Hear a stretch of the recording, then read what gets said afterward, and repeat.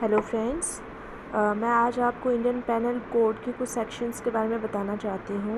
Indian panel code 1860 भारतीय दंड संहिता, इसको हिंदी में भारतीय दंड संहिता बोलते हैं। फ्रेंड्स, मैं आपको पहले बता चुकी हूँ धारा 6 से लेके 21 तक, और उसके बाद मैंने बताया आपको 22 से लेके 31 तक। आज मैं 32 से स्टार्ट कर रही हूँ और आपको अच्छे से समझ में आए इसलिए मैं हिंदी में ही इसको अच्छे से समझाऊंगी।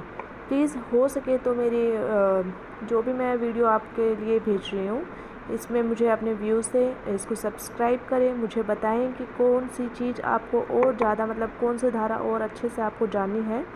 प्लीज़ सब्सक्राइब करें इसे। धारा नंबर 32 में है अवैध लोप। अवैध लोप मीन्स होता है गैर कानूनी तरीके से कोई कार्य न करना, जानबूझकर न करना।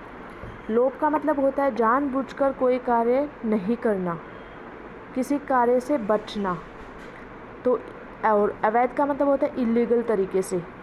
तो धारा 32 में है अवैध लोप। धारा 33 में है कार्य लोप। फिर दोबारा मैं लोप का मतलब आपको बताना चाहूँगी। लोप का मतलब होता है जानबूझकर न किया जाने वाला कोई भी कार्य, मतलब जानबूझकर किसी काम से बचना। जैसे मैं एक उदाहरण दूँगी मैं आपको। एक कांस्टेबल है, ए नाम का व्यक्ति एक कांस्टेबल है और बी नाम का जो इंस्पेक्टर है वो उसको आदेश देता है कि भीड़ पे गोली चलाए, मगर ए व्यक्ति गोली नहीं चलाता।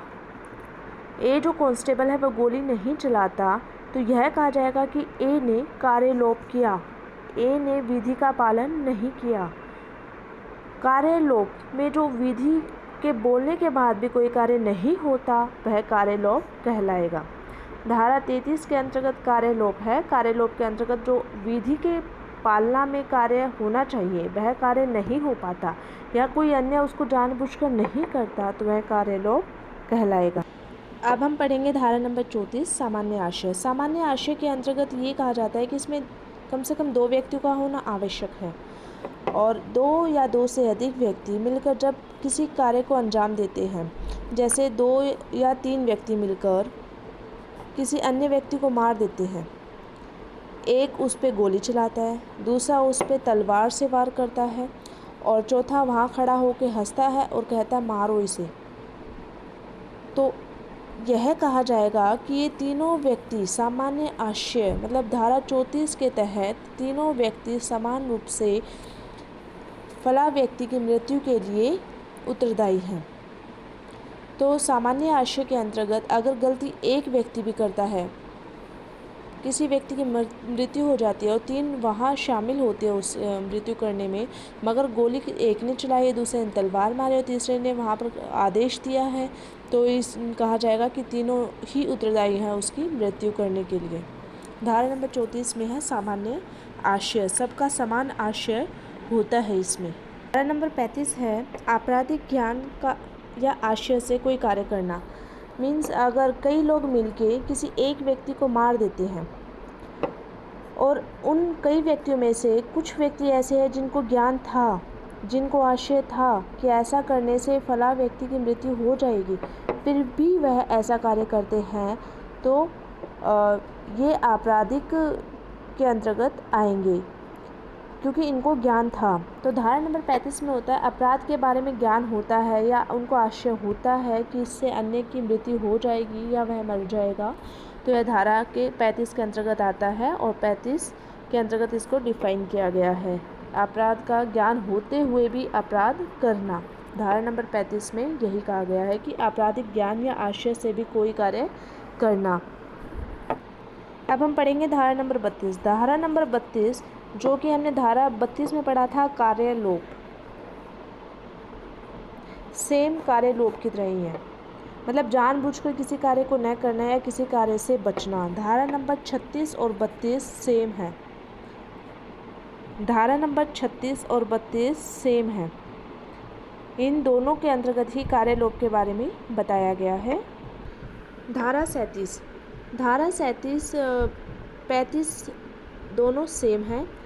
धारा 37 में भी ज्ञान होता है, ज्ञान का होना आवश्यक है तभी वह अपराध माना जाएगा। धारा 35 में जैसे हमने पढ़ा था कि अपराध का ज्ञान और आशय होते हुए कोई अपराध करते हैं तो वह अपराध की श्रेणी में आता है, उसी तरह है। धारा 37 में भी यही है कि अगर ज्ञान होते हुए कोई अपराध करता है तो उसको दंड मिलेगा, उसको ही अपराधी माना जाएगा जिसको ज्ञान है, जिसको आशय था कि ऐसा करने से फला व्यक्ति की मृत्यु हो जाएगी या नुकसान हो जाएगा। तो धारा 37 और 35 दोनों सेम है। धारा 37 और 35। अब हम पढ़ेंगे धारा 38। 38 सेम है 34 की तरह। इसमें मतलब समान आशय,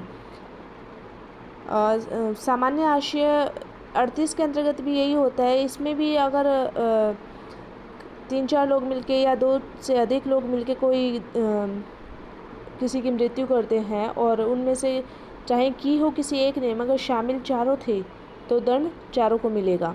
धारा 34 और धारा 38 दोनों सेम है, दोनों सेम हैं। फ्रेंड्स, आज हमने धारा 32, 33, 34, 35, 36, 37, 38, 32 से लेकर 38 तक धाराएँ आज हमने डिटेल में पढ़ी हैं। धारा 32 में अवैध लोप के बारे में बताया गया है, धारा 33 में कार्य लोप के बारे में बताया है, एंड धारा 34 में सामान्य आशय के बारे में बताया गया है। सामान्य आशय बहुत ही इम्पोर्टेंट धारा है और इस धारा में सब कुछ शामिल मान लिया जाता है। अपराध चाहे कोई एक करे मगर दंड सबको मिलेगा, सबको समान आशय के तौर पे मान लिया जाएगा। धारा 35 आपराधिक ज्ञान, अपराध करते टाइम अपराध का ज्ञान भी होता है इसके अंतर्गत।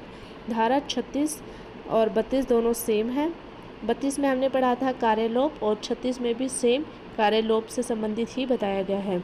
धारा 37, 37, 35 से सेम है। धारा 35 में बताया गया था कि ज्ञान होता है, जो हम अपराध करते हैं उसका इसके अंतर्गत ज्ञान होता है, और 37 में भी ज्ञान होता है। धारा 38 बिल्कुल सेम 34 की तरह है।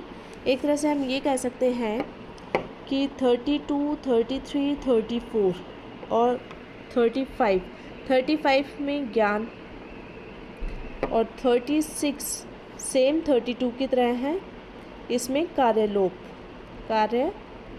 और 32 में भी कार्यलोप था।